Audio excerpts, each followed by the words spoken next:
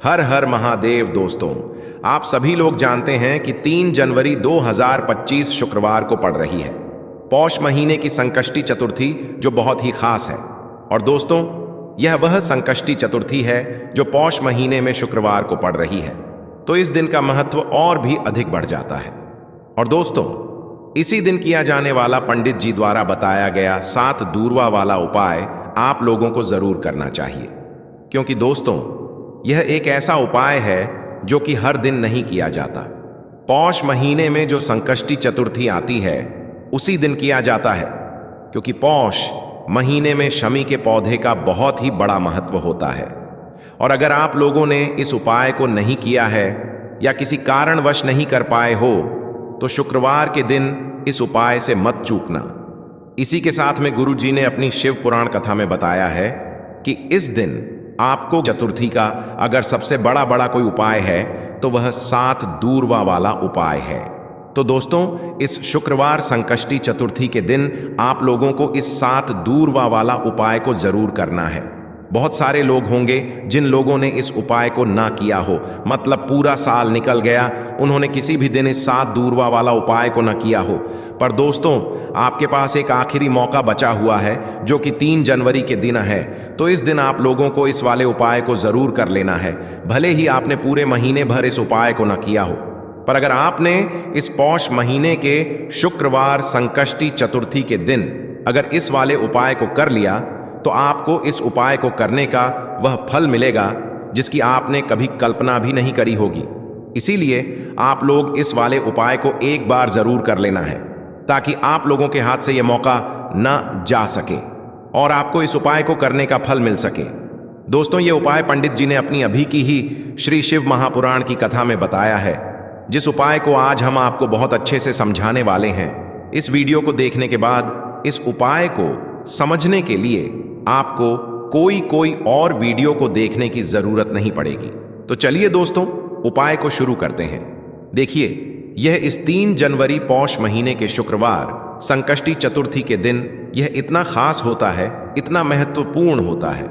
देखा गया है कभी कभी बड़े बड़े पूजा पाठ अनुष्ठान से जो मनोकामना पूर्ण नहीं होते, वह पौष महीने के शुक्रवार संकष्टी चतुर्थी के दिन एक छोटे से उपाय करने से ही आपकी मनोकामना पूर्ण हो जाती है। और बहुत सारे लोगों ने इस उपाय को किया भी है और उनको इस उपाय को करने का फल भी जरूर मिला है। अगर आप लोग भी इस उपाय को करना चाहते हैं तो आप इस उपाय को पहले अच्छे से समझ लेना, सुन लेना, उसके बाद करना। आपको इस उपाय का फल जरूर मिलेगा। और इस उपाय को कर लेने से आपके घर में चाहे किसी भी प्रकार की दुख और समस्या क्यों ना चल रही हो, आपको उसका कारण भी नहीं पता है कि भाई यह समस्या किस कारण से चल रही है।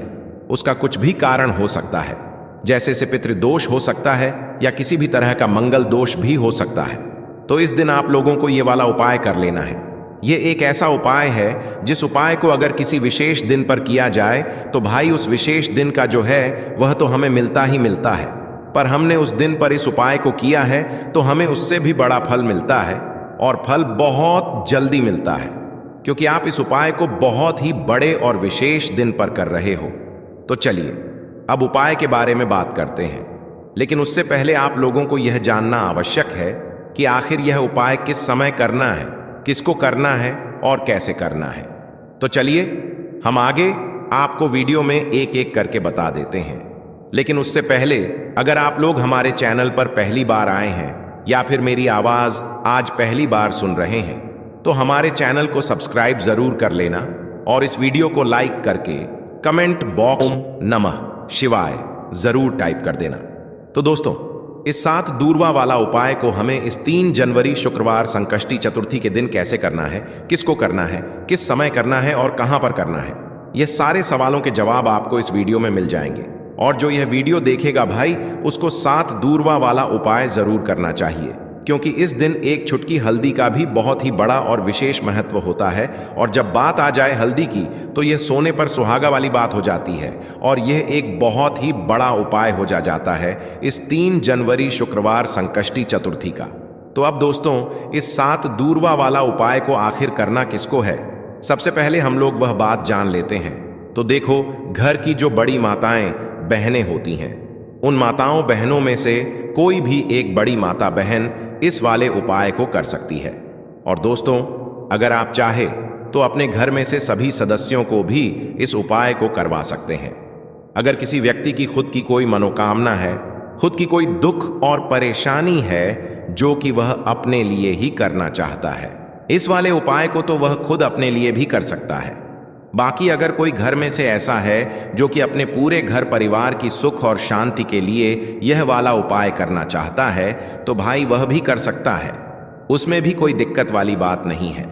कहने का मतलब यह है कि इस उपाय को हर एक सदस्य भी कर सकता है और पूरे घर परिवार के सदस्य के लिए घर की बड़ी माताओं बहनों में से कोई एक माता बहन भी कर सकती है।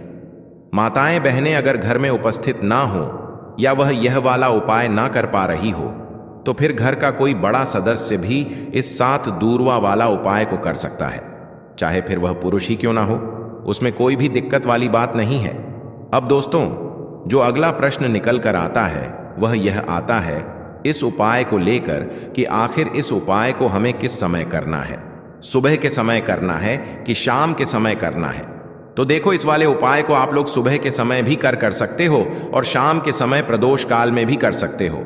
अब अगर आप पूछो कि भाई सबसे उत्तम समय कौन सा रहेगा इस 7 दूरवा वाला उपाय को करने का, तो हम आपसे बस यही कहेंगे कि इस उपाय को आप सुबह के समय करेंगे तो ज्यादा बेहतर होगा। बाकी अगर प्रदोष काल शाम के समय भी करेंगे तो भी अच्छा होगा, उसमें कोई भी दिक्कत वाली बात नहीं है। तो अब दोस्तों, जो अगली सबसे बड़ी और महत्वपूर्ण बात आती है वह यह आती है कि सुबह अगर हम उपाय को करेंगे तो हमें कितने बजे से लेकर कितने बजे तक के बीच में करना है, और शाम के समय प्रदोष काल में करेंगे तो हमें कितने बजे से लेकर कितने बजे के बीच में करना है। तो देखो, सुबह जितनी जल्दी हो सके आप उपाय को करने की कोशिश करना। बाकी अगर किसी कारणवश लेट भी हो जाओ, थोड़ी देर भी हो जाए, तो 10 या 11 बजे तक भी आप उपाय कर लेना, पर 13 बजे से ज्यादा देरी ना हो, ठीक है? इस बात का ध्यान रखना। उसके बाद में दोस्तों, अगर शाम के समय प्रदोष काल की बात करें, प्रदोष काल का जो समय होता है वो शाम के 6 बजे से शुरू हो जाता है। मतलब शाम के 6 बजे से लेकर 7 बजे के बीच का जो समय होता है, ये समय प्रदोष काल का समय होता है। तो आप इस उपाय को 7 या 8 बजे के बीच में भी कर सकते हो। मतलब शाम के 6 बजे से रात 8 बजे के बीच में आप कभी भी इस वाले उपाय को कर सकते हो, उसमें कोई भी दिक्कत वाली बात नहीं है। तो पौष का महीना ही है जो आपको धन दौलत पुण्य दोनों ही देने वाला है। पौष के महीने में एम तुलसी का पूजन करके श्री हरि विष्णु से जुड़े हुए कुछ उपाय करके आप अपने जीवन की निर्धनता, धन से जुड़ी समस्याएं, कर्जे से जुड़ी समस्याओं को हमेशा के लिए दूर कर सकते हैं। तो यह वही महीना है जिस माह में भगवान विष्णु योग निद्रा से जागते हैं। भगवान विष्णु को तुलसी अति प्रिय है, इसलिए उनकी पूजा में भी विशेष रूप से हम तुलसी का उपयोग करते हैं।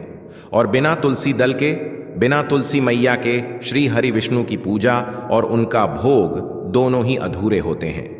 इसीलिए पौष के महीने में ऐसा उपाय आपको बताने वाले हैं जिसे करने से श्री हरि विष्णु की असीम कृपा आपको मिलेगी और मां तुलसी से ऐसा आशीर्वाद मिलेगा, जीवन का हर दुख, हर कष्ट, गरीबी, निर्धनता, कर्जे से जुड़ी समस्याएं, सब कुछ ही आपके जीवन से दूर हो जाएगा और सुख, समृद्धि, धन, वैभव, ऐश्वर्य, सब कुछ आपको अपने जीवन में आसानी से मिलने लगेगा। तो चलिए बात कर लेते हैं कि कौन सा उपाय है, तुलसी के पौधे में कौन सी चीज आपको रखनी है और इस उपाय को किस समय करना है। देखिए, सबसे पहले तो आपको बता दें कि अगर आपके घर में तुलसी का पौधा नहीं है तो पौष के महीने में एक तुलसी का पौधा अपने घर में लाकर जरूर लगाएं, क्योंकि पौष के महीने में जो लोग अपने घर में तुलसी जी का पौधा लाकर लगाते हैं, मां तुलसी का पूजन करते हैं। कभी भी मां तुलसी उनके घर में निर्धनता नहीं रुकने देती है। हमेशा उनके घर में धन की वृद्धि होती है, धन की वर्षा होती है। तो जरूर से तुलसी का पौधा आप पौष के महीने में अपने घर जरूर लेकर आएं और अच्छे से आपको मां तुलसी का पूजन करना है। मां तुलसी के पौधे की देखभाल करनी है। और वह कौन सी चीज है जो आपको तुलसी के पौधे में पौष के महीने 3 जनवरी शुक्रवार संकष्टी चतुर्थी में रखना है। और कैसे यह चीज रखते ही रातों रात आपके जीवन में चमत्कार होगा, और आपके भाग्य का भी आपको साथ मिलेगा। तो देखिए, इस वीडियो में जितने भी उपाय हम आपको बताएंगे सभी उपाय सरल है। देखो, गुरुजी ने कहा है कि शुक्रवार के दिन आपको 7 दूर्वा वाला उपाय तो अवश्य ही करना चाहिए। वीडियो के अंतिम में आपको उपाय बताया है जो आपको करना है। देखो, आगे बढ़ने से पहले वीडियो को एक लाइक जरूर करें। देखो, सबसे पहला उपाय, यदि आपके जीवन में कर्जा बहुत अधिक है, आपके जीवन में संकट बहुत अधिक रहते हैं, आपके ऊपर बहुत अधिक विपदा आ रही है, बार बार आपको अपने व्यापार में और अपने धन में हानि देखने को मिल रही है, यानी कि आपको प्रत्येक कार्य में हानि हो रही है, तो आपको यह उपाय करना चाहिए। इस उपाय को करने के लिए आपको 2 चीजों की आवश्यकता होगी। सबसे पहले है दूर्वा। दूर्वा आप जानते हो, जो कि भगवान गणेश जी को समर्पित होती है, तो आपको वह दूर्वा की आवश्यकता होगी। साथ ही में एक लोटा जल की आवश्यकता होगी। और आप जब भी उपाय को करें, दिन भी आपको करें, तो आपको प्रातः कल सुबह सुबह ही सुबह वह करना है। इस बात का विशेष रूप से आपको ध्यान रखना है। ठीक है, तो आपको एक दूर्वा लेनी है। अगर आधा दूर्वा भी मिल जाती है तो भी कोई दिक्कत नहीं है, बस आपको दूर्वा लेनी है। अगर ज्यादा ना मिले तो उसे स्थान पर एक दूर्वा भी ले सकते हैं। दूर्वा आपको आसानी से कहानी पर भी मिल जाएगी। बस याद रखिएगा, शुद्ध दूर्वा, और मतलब उसे शुद्ध करके ही उपयोग में लीजिएगा, है ना? तो आपको करना क्या है, एक दूर्वा या एक से ज्यादा भी दूर हुआ आप लोग ले सकते हैं। तो एक दूर्वा अपनी ले लीजिए। एक दूर्वा के साथ में आप एक लोटा जल ले लीजिए और इन दोनों ही चीजों को लेकर शिवाज के मंदिर पहुंच जाइए। शिवाज जी के मंदिर पहुंचकर सबसे पहले आप शिवाजी के पास में बैठ जाइए। शिवाजी के पास में बैठने के बाद जो शिवाजी की शिवलिंग होगी, शिवलिंग की ऊपर सबसे पहले आपको यह दुर्भाग्य को समर्पित करना है। दूरभाग्य को कुछ इस प्रकार से समर्पित करना है कि जो दूर्वा की दांडी का मुख होगा वह जलधारी की तरफ हो, जहां से जल नीचे करता है ना? और जो दूर्वा का मिला हुआ भाग होगा वह अपने आप शिवाजी के पीछे की तरफ हो जाएगा। ठीक है, तो इस प्रकार से यह दूर्वा आपको भगवान शिवाजी का शिवलिंग के ऊपर समर्पित करनी है। और जो एक लोटा जल आप अपने साथ लेकर आए हैं, इसी दूर के ऊपर भगवान शिवाजी की शिवलिंग के ऊपर एक धारा से आपको समर्पित कर देना है। ठीक है, अब यहां पर देखने बात यह है कि यह उपाय इस व्यक्ति को करना है। व्यक्ति की नौकरी ऐन ग रही हो, जो व्यक्ति परीक्षा में पास होना चाहता हो, तो इस व्यक्ति को अपने हाथों से इस उपाय करना है, तभी उपाय कम करेगा। ठीक है, इस उपाय को करने के बाद आपको 3 महीने उपाय आपको कब तक करना है? जब तक कि आपकी नौकरी नाग जाए, जब तक आप इस उपाय को नियम के साथ करो, आपकी नौकरी जरूर लगेगी। अब बात करते हैं दूसरे उपाय के बारे में। तो देखिए, दूसरे उपाय जो है, देखिए, इस उपाय के लिए आपको मात्र एक लौंग का जोड़ा लेना है, यानी कि 2 फूल वाली लौंग लेनी है। साथ में आपको मात्र थोड़ा सा शहद लेना होगा और इसी के साथ में आपको तांबे के पात्र के अंदर शुद्ध जल लेना होगा। अब देखिए, इन सभी सामग्रियों को लेकर के आपको भगवान शिव के मंदिर में पहुंच जाना है। देखें, यह उपाय आप सुबह से लेकर शाम तक कर सकते हैं। तो वह सबसे पहले तो आपके पास जो 2 फूल वाली लौंग हैं, उन्हें आपको शहद के अंदर अच्छे से डुबो है, यानी कि दोनों लौंग पर आपको अच्छे से शहद का लेपन कर देना है। अब आपको जो आपके पास एक लोटा जल है, सबसे पहले तो उसे शिवलिंग पर धीरे धीरे समर्पित करना है और श्री शिवाय नमस्तुभयम इसका जाप करते हुए समर्पित कर देना है। अब आपके पास जो 2 फूल वाली लौंग है शहद से, उसे आपको शिवलिंग पर अर्पित करना है और आपको प्रार्थना करनी है कि जीवन में जो रोग की स्थिति है वह समाप्त हो, जीवन के जो संकट और समस्याएं हैं वह सभी समाप्त हो, जीवन से जो कर्ज की समस्या है वह समाप्त हो। इस प्रकार से प्रार्थना करते हुए यह जो 2 फूल वाली लौंग ही शहद संयुक्त, इससे आपको शिवलिंग पर अर्पित कर देनी है।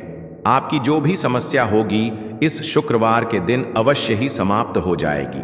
तो इस प्रकार से आपको पहला उपाय करना है। अब हम बात कर लेते हैं दूसरे उपाय के बारे में। देखो, यह उपाय आपके लिए सर्वश्रेष्ठ होने वाला है।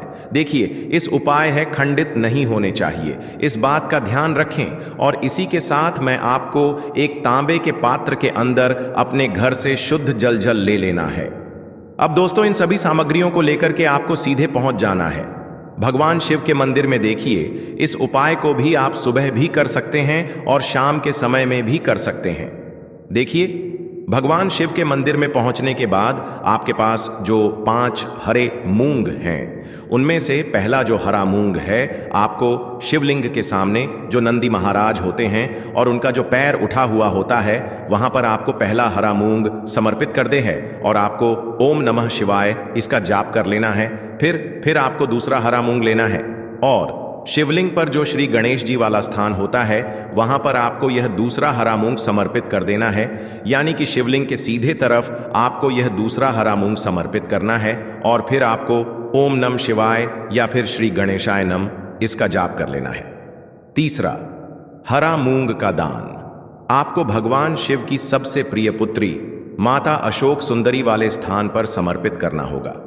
शिव की जो जलाधारी होती है, जहां से जल बह करके आता है, उसी जलाधारी के बीच में जो कहीं कहीं उठी हुई लाइन होती है सांप की आकृति के रूप में, वहीं पर आपको तीसरा हरा मूंग समर्पित करना है और फिर आपको ओम नमः शिवाय इसका जाप कर लेना है। अब दोस्तों, चौथा जो हरा मूंग है, उसे आपको भगवान कार्तिकेय जी का जो स्थान होता है शिवलिंग पर, वहां पर आपको यह चौथा हरा मूंग का दाना समर्पित कर देना है और आपको ओम नमः शिवाय इसका जाप कर लेना है। अब दोस्तों, आपके पास जो 5वां और अंतिम हरा मूंग बचा हुआ है, उससे आपको उससे जल के पात्र के अंदर डाल देना है और इस हरे मूंग से युक्त जल से आपको भगवान शिव के शिवलिंग का अभिषेक कर देना है।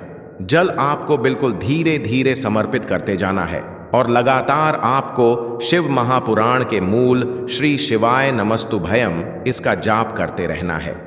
फिर आपको शिवलिंग के सामने बैठकर, यदि आप अपने बच्चों के लिए यह उपाय कर रहे हैं, यदि आप अपने बच्चों की बुद्धि ज्ञान और विवेक के लिए उपाय कर रहे हैं, तो उसके लिए आपको प्रार्थना कर लेनी है। या फिर व्यापार में वृद्धि करने के लिए यह उपाय कर रहे हैं, तो उसकी कामना करते हुए आपको प्रार्थना कर लेनी है। या फिर अपनी नौकरी के लिए कर रहे हैं, या फिर अपने इंटरव्यू के लिए, या फिर धन की प्राप्ति के लिए कर रहे हैं, जिस भी कामना के लिए आप उपाय कर रहे हैं, उसे परिपूर्ण करने के लिए आपको महादेव से प्रार्थना कर लेनी है और फिर आपको वापस अपने घर आ जाना है। पूज्य गुरु जी ने कहा है कि जो भी व्यक्ति इस उपाय को कर लेता है, तो यकीन मानिए आपके जीवन की जो सारे संकट, कष्ट और बाधाएं ही वह सभी समाप्त होंगे। अब हम बात करते हैं अगले उपाय की। इस उपाय के लिए आपको एक दीपक लेना है। दीपक आप मिट्टी का भी ले सकते हैं और शुद्ध आटा मढ़कर उसका दीपक भी आप तैयार कर सकते हैं। दीपक के अंदर गोल बाती का प्रयोग करना है और दीपक के अंदर आपको शुद्ध घी का प्रयोग करना है। इसी के साथ में आपको मात्र एक फूल वाली लौंग लेनी होगी। अब यह एक दीपक और एक फूल वाली लौंग लेकर के सीधा आपको पहुंचना होगा बरगद के वृक्ष के वहां पर। देखिए, सबसे पहले तो आपके पास जो एक फूल वाली लौंग है, उससे आपको बरगद के वृक्ष की जड़ में समर्पित करना है। देखिए, अगर आपके जीवन में कोई भी बड़ा संकट आने वाला है, कोई बड़ा कष्ट आने वाला है, तो वह इस उपाय के माध्यम से दूर होने वाला है। महादेव की विशेष कृपा रहेगी कि जो भी संकट आपके जीवन में आने वाला होगा वह भी दूर हो जाएगा। तो आपको एक लौंग समर्पित करनी है बरगद के वृक्ष की जड़ में और वहीं पर आपको जो है गोल बाती वाला दीपक जो आप लेकर के गए हैं, उससे भी वहां पर प्रज्वलित कर देना है वट केयर करते हुए। देखिए, जब भी आपको जीवन में इस साल लगने लगे कि आपके जीवन में कुछ भी अच्छा नहीं चल रहा है, तब भी आपको उपाय करना है। तो इस प्रकार से आपको यह उपाय करना है। अब हम जान लेते हैं चौथे विशेष उपाय के बारे में। देखें, यदि आपके विवाह में, शादी में कोई भी समस्या आ रही है, यदि आपका जो कर्ज है वह दिन पर दिन बढ़ते ही जा रहा है, तो आपको यह चमत्कारी उपाय करना चाहिए। कोई भी समस्या अगर जीवन में है तो उसे दूर करने के लिए आपको उपाय करना चाहिए। मंगल दोष से जुड़ी हुई समस्या भी है, तब भी आपको यह उपाय करना चाहिए। देखिए, इस उपाय के लिए आपको एक तांबे के पात्र के अंदर अपने घर से शुद्ध जल लेना है और इसी के साथ में आपको एक चुटकी लाल चंदन लेना होगा। अब आपको क्या करना है कि जो लाल चंदन आपने लिया है, उसे आपको उससे जल के पात्र के अंदर डाल देना है और यह जल्द जो है आपको लाल चंदन से युक्त तैयार कर लेना है और यह लाल चंदन से युक्त जल आपको भगवान शिव के मंदिर में लेकर के पहुंचना है। लेकिन यह उपाय भी आप सुबह से लेकर के शाम तक कर सकते हैं। अब दोस्तों, यह जो लाल चंदन से युक्त जल है, इससे आपको भगवान शिव के शिवलिंग पर धीरे धीरे अर्पित कर देना है और आपको लगातार श्री शिवाय नमस्तुभयम इसका जाप करते रहना है। देखिए, यदि आपके जीवन में विवाह से युद्ध समस्या चल रही है तो आपको मंगलेश्वर महादेव का स्मरण करना है और जीवन में अधिक कर्ज और साथ में आपको एक तांबे के पात्र के अंदर शुद्ध जल ले लेना है। देखिए, यह जो उपाय हैं विशेषकर बुद्धि और ज्ञान की प्राप्ति के लिए हैं। यदि आप चाहते हैं कि आपके जो बच्चे हैं वह हमेशा ज्ञानवान रहे, पढ़ने लिखने में उनका मन लगे, तो आपको शुक्रवार विनायक चतुर्थी तिथि पर यह उपाय करना है। देखिए, ये जो उपाय हैं आप सुबह से लेकर के शाम तक किसी भी समय कर सकते हैं। देखिए, बहुत से लोग पूछते हैं कि क्या यह उपाय हम घर पर भी कर सकते हैं, तो विशेषकर आप यह उपाय घर पर नहीं कर सकते हैं। देखिए, यह जो उपाय हैं आपको केवल और केवल मंदिर में ही करना है। देखिए, आपके पास जो 7 हरे मूंग के दाने हैं उन्हें आपको सबसे पहले तो थोड़ा सा गीला कर लेना है। अब देखिए दोस्तों, आपके पास जो 7 हरे मूंग के दाने हैं उनमें से आपको 4 हरे मूंग के दाने अपने सीधे हाथ में लेना है और श्री गणेशाय नमः या फिर ओम गण गणपते नमः इस मंत्र का जाप करते हुए यह जो 4 हरे मूंग के दाने हैं आपको शिवलिंग पर सीधे तरफ जहां गणेश जी का स्थान होता है वहां पर समर्पित कर देना है। अब देखिए दोस्तों, आपके पास अभी भी 3 हरे मूंग के दाने और बचे हुए हैं, तो उनमें से आपको एक हरा मूंग का दाना माता अशोक सुंदरी वाले स्थान पर समर्पित कर देना है और फिर एक हरा मूंग का दाना नंदी जी का जो पैर उठा हुआ होता है वहां पर आपको समर्पित कर देना है। अब देखिए दोस्तों, आपके पास जो 7वां और अंतिम हरा मूंग का दाना बचेगा उसे समर्पित करने से पहले आपके पास जो जल का पात्र है उसमें से थोड़ा सा जल आपको भगवान गणेश जी वाले स्थान पर समर्पित करना है। फिर थोड़ा सा जल भगवान कार्तिकेय जी वाले स्थान पर समर्पित करना है। फिर थोड़ा सा जल माता अशोक सुंदरी वाले स्थान पर समर्पित कर देना है और थोड़ा सा जल आपको मां पार्वती के हस्त कमल यानी कि कटी वाले भाग पर समर्पित कर देना है। अंत में आपके पास जो जल बचेगा उसमें आपके पास जो 7वां और अंतिम आराम होंगे उसे आपको जल के पात्र के अंदर डाल देना है और उसके बाद आपको भगवान शिव के शिवलिंग का अभिषेक कर देना है। श्री शिवाय नमस्तुभयम इस मंत्र का जाप करते हुए, जल समर्पित करते हुए आपको यही प्रार्थना करनी है कि मेरे जीवन में या फिर मेरे घर में जो यह समस्याएं हैं ये सारी समस्याएं दूर हो जाएं। ऐसे आपको प्रार्थना करनी है कि हमारे घर में बुद्धि ज्ञान और विवेक की प्राप्ति हो। इस प्रकार से आपको यह तीसरा महा उपाय कर लेना है। तो दोस्तों, यह थे पूज्य गुरु जी द्वारा बताए गए कुछ बहुत ही खास उपाय। अगर आपको जानकारी अच्छी लगी हो तो वीडियो लाइक करिएगा। मिलते हैं फिर एक नए वीडियो के साथ।